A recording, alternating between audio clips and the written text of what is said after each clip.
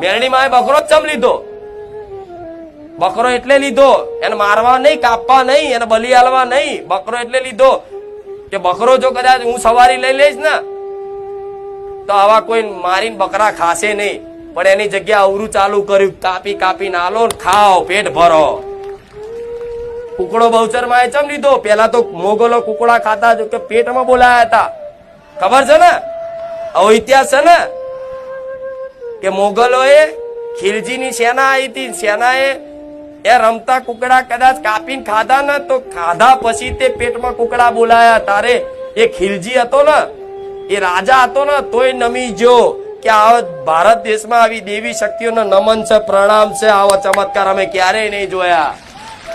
તો જે કુકડાની રક્ષા કરવા માટે કદાચ પેટમાં કુકડા બોલાવતી હોય ને એવા જ કુકડા તમે ગોળાઓ ખાવ, એવા જ કુકડાઓને કદાચ એના ઈંડાને એના બચ્ચાને તમે ખાવ તો તમે રાક્ષસ કરતા ગયા ને.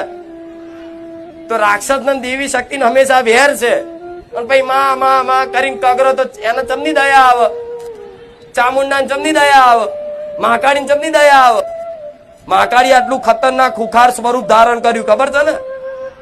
રક્તબીજ ને માર્યો, ખબર છે ને? રક્તબીજ ને માર્યો કેમ? આવા ભક્તોને પરેશાન કરતો, આવા ભક્તોનું ભક્ષણ કરતો, તમારા જેવા નિર્દોષ લોકોને ખાઈ જતો.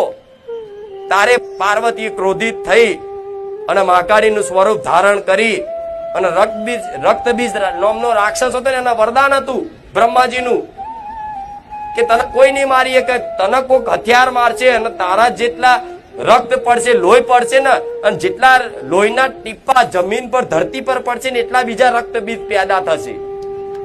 આવું બ્રહ્માજીનું રક્તબીજને વરદાન હતું કે જે તને કોઈ હથિયાર